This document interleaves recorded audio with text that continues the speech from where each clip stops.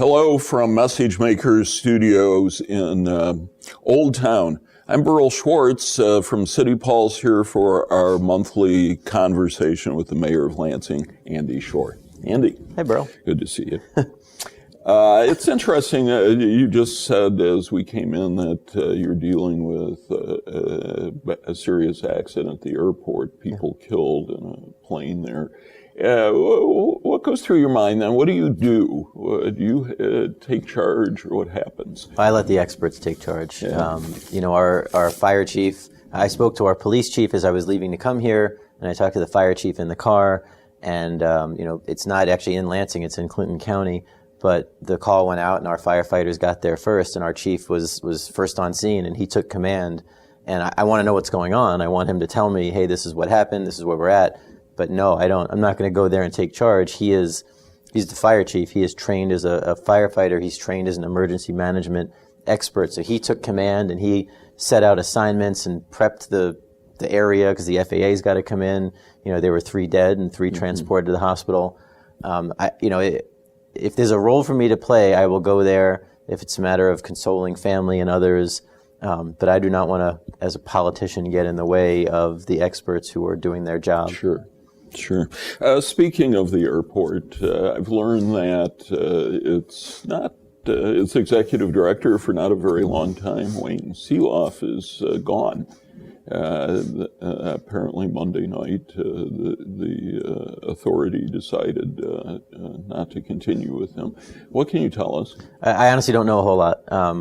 We were made aware that there have been conversations, and again, there's stuff going on in closed session that I'm not privy to, and I'm not, even if I was, I couldn't release. But it's my understanding that there is conversation about a change. I don't know a whole lot more than you do. I just know that there have been discussions and nothing is finalized yet. I don't believe, but you may know a little bit more than I do. We've been kept in the loop by some of the airport appointees that we have on the board that this is an action that they're looking to work out with the director in terms of a separation. So we're keep an eye on it. Okay, and sticking with separations, or larger, we'll look at a larger picture because you've recently appointed the city's first chief strategy officer, yes, recommended by the financial health team.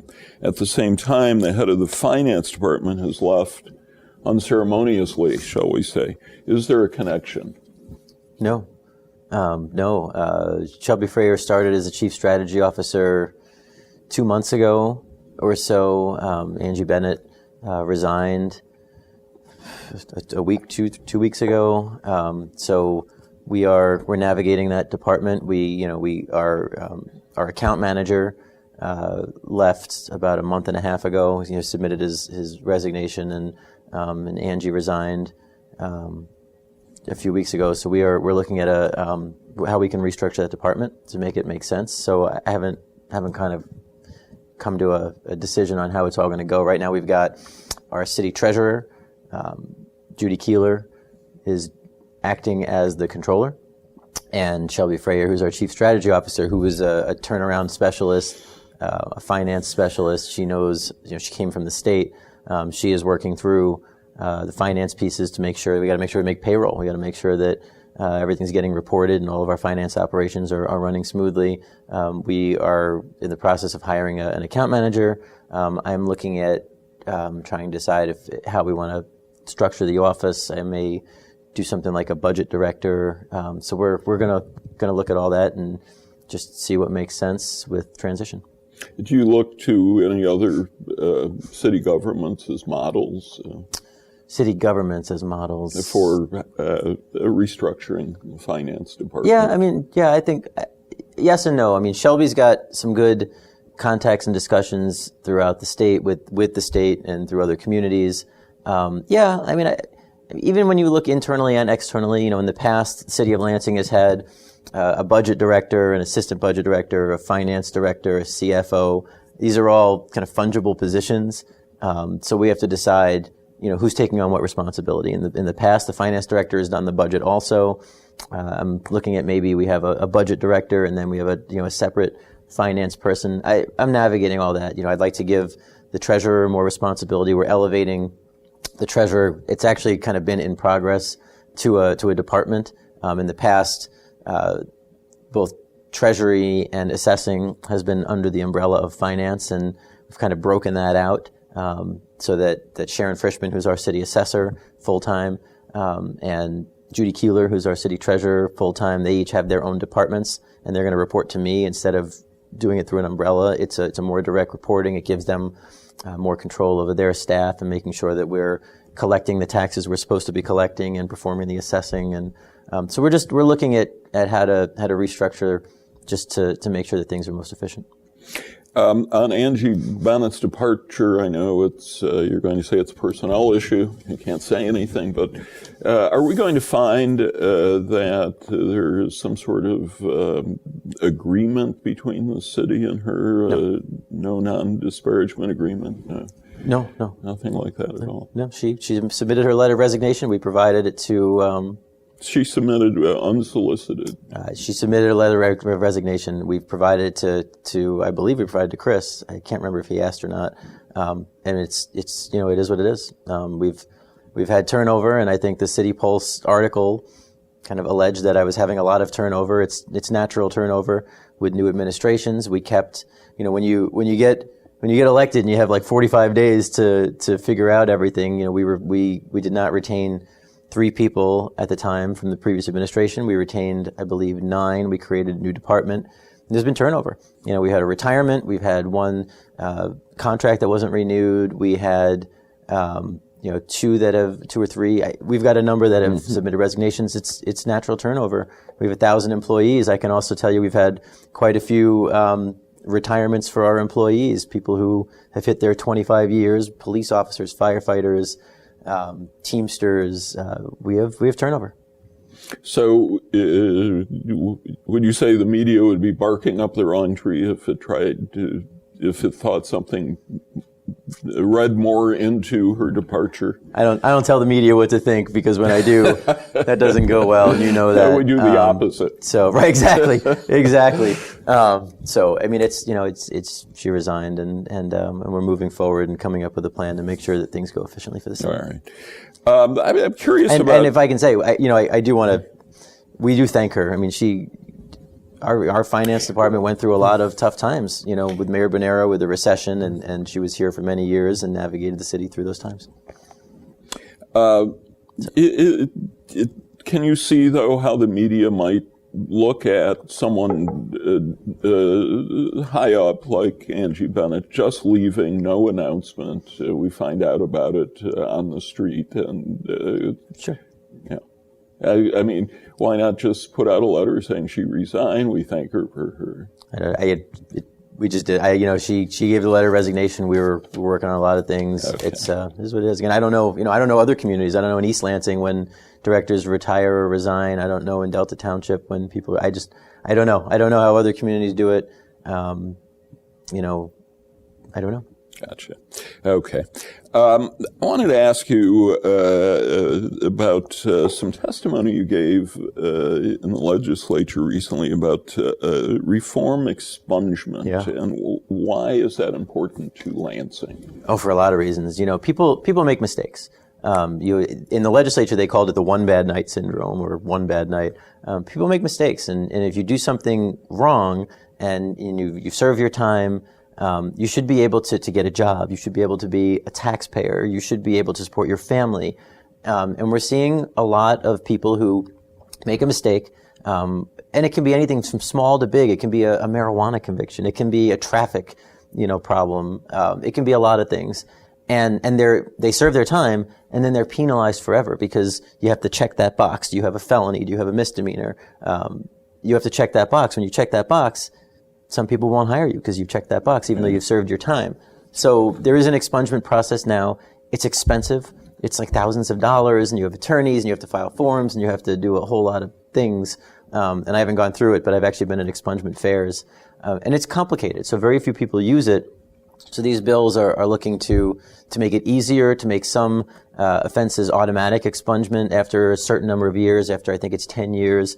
If you have several, if for the traffic person who maybe someone's got marijuana in their car when it was illegal and the cop is going to pull them over and they flee. So now you've got possession, you've got fleeing, you've got, several different offenses.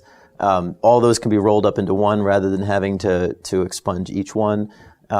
You always hear those people who say, get a job, get a job. Well, some people can't get a job because years ago they did something wrong and they're still paying for it. We're not allowed to ban the box because the legislature, and I voted against it, passed a law saying communities can't ban the box of, do you have a felony on your record? And some people just want to be able to get a job and to make money and support their families. I know someone who went through this personally, and every time she had to put on there she had a felony from years ago, she wasn't able to get a job, and she just wanted to support her family and be a taxpayer. So the expungement is a good way to help out those who want to be productive members of society. And it was bipartisan. The committee hearing was awesome because it was bipartisan, both sides of the aisle talking about it. How does that square with the city council's decision not to include the social equity component in the new marijuana ordinance? And you've indicated you would have supported that, but you negotiated it away. I didn't negotiate it away. It was not part of our negotiations. I haven't indicated either way. Which again was a little bit incorrect in your story, but I didn't call you. I sent an ordinance to council, which we needed to do it needed to be approved by October 30th. The state came in and said, November 1st, we're approving everything. Anybody who's got a medical license anywhere in the state can get one in Lansing. So, we said, shoot, there's hundreds and hundreds and hundreds of those. So we wanted to maintain some limits. So I sent an ordinance where in essence, my intention was to mostly match the medical for the recreational. We added 3 because it has to be competitive. 3 dispensaries. 3 provisioning centers. Yes, thank you. 3 provisioning centers. Right. Correct. We allowed for the 1-day marijuana licenses. We allowed for the micro licenses. We allowed for the social clubs. We allowed for all of that, and just said, let's just allow for that. And I sent that to council pretty quickly so we can get it going. Council in their public safety committee, they removed the 1-day licenses. They capped the micros at 1 per ward. They capped the social clubs at 1 per ward. And then they added a provision on the zoning. And originally they were looking at making it very, very limited zoning with the zoning maps. And at that point I had indicated I can't support that because the original maps that I saw in my mind were exclusionary.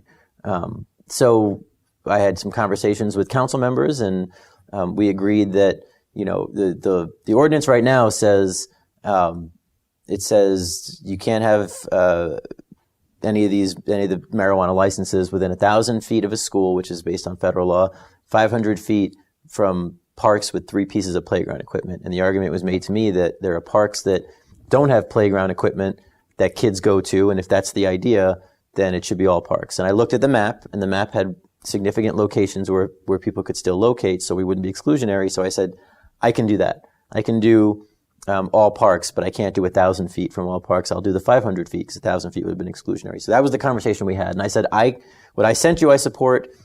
The limits I don't love. And they also capped the grows to 75, moving down to 55 with attrition. So the limits I don't love, but I'm willing to go along with those. I didn't love the removal of the 1-day licenses. I didn't love, I thought we should have more micros. But in the sense of compromise, I would not veto that. So social equity came up after that. After the conversation, that came up. I have heard from communities and from folks involved who said, we should allow for the micros to be, have a local preference. I'm fully supportive of that. Now, Councilwoman Dunbar, who's a good friend, originally she started talking about, reduction in permit fees and things like that. And I have a concern about that because we spend a lot of money on marijuana enforcement. So reducing the permit fees were concerning. But then she started talking about local preference, and I'm supportive of that. I would have had council had the votes to pass a local preference for micros. which some believe is social equity because it's our local folks who are able to get them. I would have supported that. I would not have vetoed that, and that's the power I have. So they had a conversation. Council had a conversation, and I believe the amendment went down maybe 5-3 or 4-4. I don't remember which in committee of the whole. And it wasn't offered at the full council meeting. That it can still be introduced and offered to amend the ordinance. And if the conversation is, allowing folks locally to have an increased preference, higher score or something like that, something that's legal, I'm supportive of that. Okay.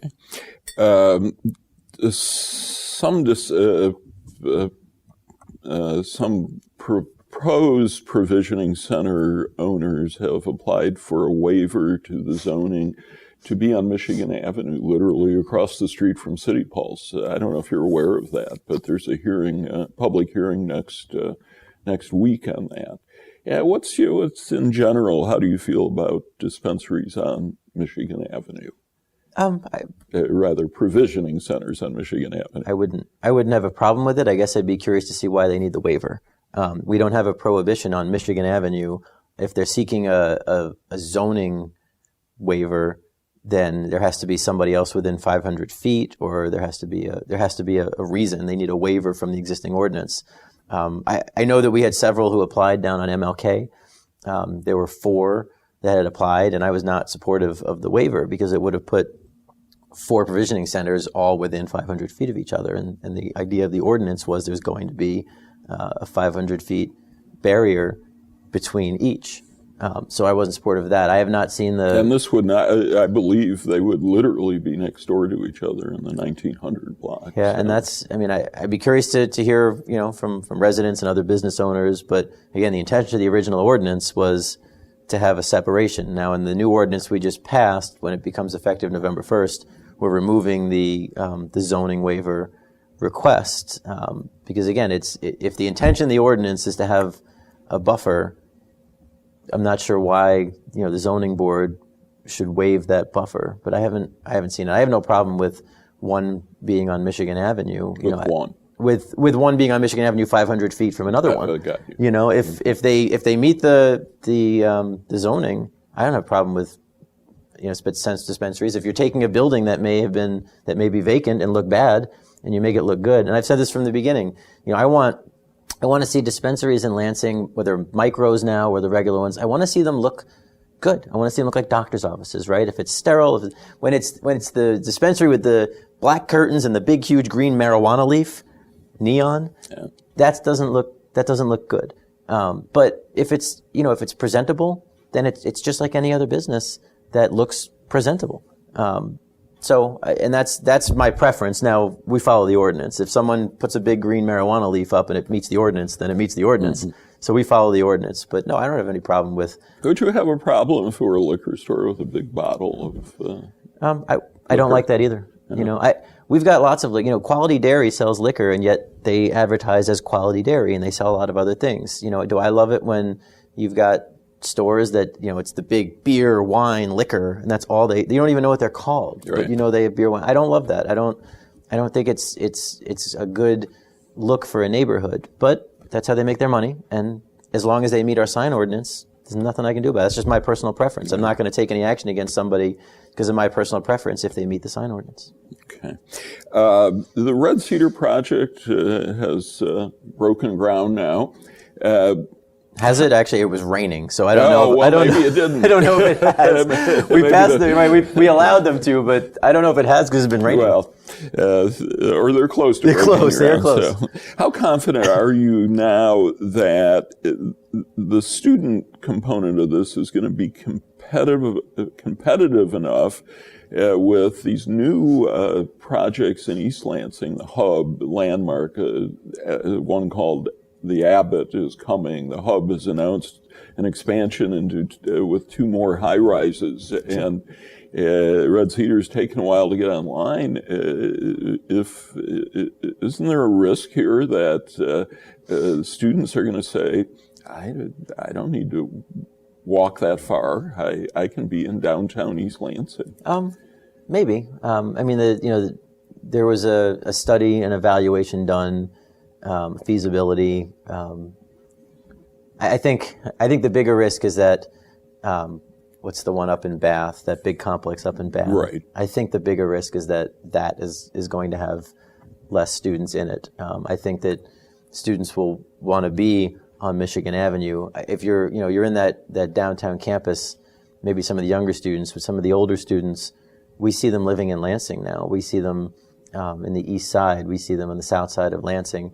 I think there are still enough students that don't necessarily want to be right in that heart of the campus area. They want a little bit of a separation so they can study, so the noise is less, things like that. But I think that the area in Bath is going to see less. And again, but we'll see. I mean, I think that it'll be up by next year. My understanding is Skyview is doing pretty well now. The first year they opened late, so they were not full, but they're doing pretty well, is my understanding. I'm confident that there will be students there, and the studies that have been presented, the economic studies and things, show that they will be there. So we'll see. I mean, there's always a possibility that it's not full, but that's the same possibility with everything that's going up, in downtown, and again, the ones that are up in Bath Township. So they're all competitive to have the students live there. Another development issue. I know it's our favorite subject, but it's of course City Hall. And you promised me last time I'd be the first to know, and so I gather there are no new developments. But I want to drill down on this some because it is getting to be a long time. I mean, come January, it's going to be 2 years since you took office, and you soon after slowed down that project. It seems like going on 2 years is an awfully long time. Sure. And I'm just wondering where is this in terms of a priority? And aren't you concerned this Beitler deal is just going to get away from you? I am. Mm-hmm. I am. Although, if it does, it does, and we rebid it. But my bigger concern, we've had this conversation, is from the beginning we believe that if we sell the building, we can TIF it we can use tax increment financing for about $30 million, but to move City Hall is more like $70 million. So my bigger concern is the other $40 million and where it comes from. But is that any different from what the previous administration faced? No. No.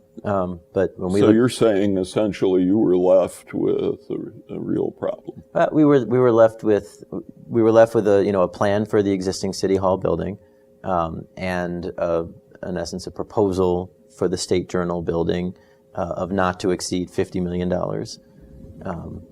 which again we would have had to figure out $20 million if it were to hit 50, and then we'd still have to relocate the lockup and the courts, the lockup and the courts.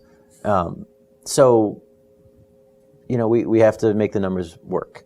And for a time we came real close when we were looking at MSU, and had that worked out with MSU, and we were able to put the jail in South Lansing. We wouldn't have to have a lockup. We could combine courts. Then we would just have City Hall, and that would have worked. But MSU did not allow us to use their land, and the jail is now being built in Mason. So we continue to evaluate options. We continue to see if we can fit City Hall. Where can we fit City Hall so that it makes sense? Can we get the lockup in the courts and City Hall within an acceptable price? So $30 million is inclusive of the $600,000 we spend every year on current City Hall. We spend in our budget every year. We put about $600,000 in maintenance as Band-Aid. I don't like that. One of our elevators has not really worked. Has been out of service for on and off several weeks, and we know your expose from months ago where the building is in really bad shape. But to put the taxpayers of Lansing on the hook for $40 million of bonding and debt repayment, I'm not there yet. And I don't think the citizens are either. I mean, the first thing I expect to hear is, I don't want to pay debt service on a new City Hall of for $40 million when we can have other services, police, fire, code, arts, neighborhood stuff, parks, community centers. I mean, don't you think the first thing your readers are going to say is, why are we spending $40 million on a new city hall when we have many other needs? Well, but we're not talking about the advantage of having a major hotel facility in that location, the business it could generate for the city, and doesn't that offset some of that? Well, it doesn't. It doesn't. If we're using the tax increment financing for City Hall, then it doesn't provide revenues. It provides an advantage in terms of boosting our downtown. It provides an advantage in terms of having people who will stay at that hotel generate economic activity, and that can be factored in. But we don't get tax capture if we're using that $30 million for, 30 of the $70 million for a new city hall. So, I mean, yes, there's definitely an economic benefit to a beautiful new hotel, people staying there instead of staying further away. There is an economic benefit. I don't know that we've actually run the numbers on what that specific economic benefit is, but there's not an immediate tax benefit except for the income tax. There would be an income tax benefit, but there's not an immediate property tax benefit. So again, it's $40 million. If we get $30 million from that to pay for a new city hall, it's another $40 million. It seems to $40 million is the figure. That's the number we're using. We think that, again, if we look at studies and things, moving the existing city hall, we tried to reduce it. We tried to reduce it by saying, all right, we won't move everything from City Hall into a new City Hall. We've got parking garages and we've got other things. We can put departments in there, so maybe we can do a smaller footprint. But even putting folks into one of our parking garages, we'd have to upgrade the parking garages, and that was several $1 million also. So there's still a cost, even if it's not all in City Hall. If I say I'm only going to move half of City Hall, we looked at a service center. Let's just do a service center, and the mayor's office and council, and then other departments can go into our parking garages, into the property we own, into the South Washington office complex. But there's still a cost to fixing those up to be able to take those positions. So it's a cost. And again, we continue to look at available property in Lansing, anywhere. And we continue to see what outside of downtown. I'll look. I'm not excited about it, but I'll look. But I mean, even it's a challenge. It's a challenge, and we have not forgotten, and we continue to look. And I feel like from time to time we say, "Ooh, that would be a great spot," and it's like, "Well, but this is how much it costs, and this is how we have to spend to build a lockup." And you have to look at location, because if we build a city hall far away from the county courts, well, now you've got attorneys and police officers and others who have to commute to the county courts. There's a lot of pieces to the puzzle, but the biggest factor is cost right now. All right. And you will know. I'll let you know. Thank you. I hope so. I think I've covered most of the things I wanted to talk about. Anything new on your end? Anything new on my end? There's so much going on. There's always so much going on. We're really excited about Rotary Park. And I was just down there again the other night, and it's particularly fun at night. But it's beautiful at night. I was, I think, at Rotary recently when Lori Baumer was talking about how she'd just gotten a call about people coming to use the beach, and how, and it really, day and night, it seems to be a big hit. It is a big hit. I hear from people all the time. I go down there from time to time. My son works in the area, so before I pick him up, I'll just go down there and sit by the fireplace or go sit him on the chairs on the beach. And every once in a while, people come to me and say, "I love what you've done here." And I say, thanks to the Community Foundation, thanks to Rotary and others. But it's a great place to be. It's wonderful. The lights are beautiful. So we're really enjoying that. Now you still have to deal with the city market, correct. And it seems like the Waterfront Bar and Grill has run the legal course, and it still seems to be in there operating. End of October, we think. End of October. When the Supreme Court said no, they had 30 days to file a reconsideration, but apparently there has to be like a major change that would allow for the reconsideration. So they had 30 days to file a reconsideration. We're working with them for a time when they're going to be out. We expect it to be the end of October, and then we'll see what we've got. We may have to do an RFP. We did an RFI, a year ago or so, Right. and left it open. And didn't get anything. We got a few you? bites. Okay. We got a few bites. Some things that would be cool, but probably not in that space. So we may once we've got it available, and people can come in and take a look at it and really, have an understanding of the space.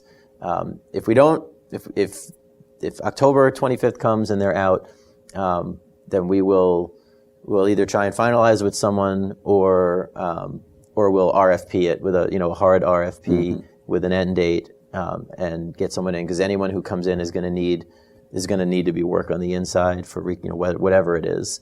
They'll have to repurpose the inside, or we'll work with them on that. And that will we'd like that to happen over the winter if possible. And we may also look at, if there's a gap, allowing that space to be used for other things. If someone's got a private reception they want to use it for, or someone wants to do a wedding, we want to try and keep that space used until we've got someone permanent in there. So we're floating around a variety of ideas. So you're talking about one. So it sounds like you're thinking in terms of one vendor, so to speak, that would occupy the whole facility. I don't want to have the city manage several different, leases and vendors. If we had one that could occupy the space, I think that is the preference. I'm willing to entertain anything, but again, there's got to be an actual proposal. There are lots of people who say, I think it should be this, I think it should be this. A proposal from a bid from a developer, from a restaurant, from a whatever. So you really want the city to get out of producing the whatever is going to be in there. Yeah, and I've said that from the beginning. We don't want to subsidize it. We want it to be sustainable. We want it to be active. What do you think would fit best down there? What sort of enterprise? I think there are a lot of different options. I do think kind of a restaurant, something taking up the whole space, something with some music, something. It could be theoretically it could be an entertainment hall of some sort. If you rearrange the inside, I think there would be You could build out an upstairs, but it would be really expensive, is my understanding. So most people don't even want to look at that because of the expense. I don't know. I don't know. Something where it's active, but I don't know. Again, it could be a hall. It could be, I don't know. We haven't really explored we gut it and just rent it out as an activity hall. Again, because I'd rather someone else come in and do that and just pay us a lease. You pay us a lease, and we are out of that game. So, but we'll see. We're going to manage any of the. Again, if we don't have anything we can finalize on, then we will put out an RFP and see what we get in. The only challenge with an RFP is that we can't sell it without going to the ballot, so we would have to lease it. This obviously the building was intended for public use as a city market, and things have changed, and no one seems to be strongly arguing anymore to return it to that. But at the same time, isn't it an opportunity, just like Rotary Park, to put something in there that would be for public use that isn't just tied to one vendor, something more imaginative than another brew pub? Like what? Skating rink and a roller skating rink. Ice skating and roller skating surrounded could be the Rockefeller Center of Lansing. If somebody wanted to come in but not the city and operate it, I don't know that we have capacity to increase. And there's a lot going on in the Stadium District, and it's one of our vibrant areas of the city. We have a lot of other areas of the city where I'd like to see things like that. We put ice down at Washington Park, and a lot of people went there and used that. I'd like to see if the city is going to be putting our own money into it. There are lots of other areas of the city where we could provide those kind of resources to people as well. If somebody has a business model and wants to come in and operate a skating rink inside there if it's possible. I'm open to that. I don't know if we could put an ice rink in there, but if they wanted to operate a skating rink, if they wanted to operate some kind of a public facility, But you don't want the city in that business anymore. Beyond being a landlord. It's not my preference. Yeah. If if nothing else worked out and that were an option, I'd explore it. But it's not my preference. We have a parks department that manages 111 parks right now. 4 community centers. We do a lot of programming, a lot of activity. I'm not sure that that's where we're going to put our resources, but I wouldn't say no. But my preference is to see if we can get someone in to operate something in that building. All right, asked and answered. Thank you.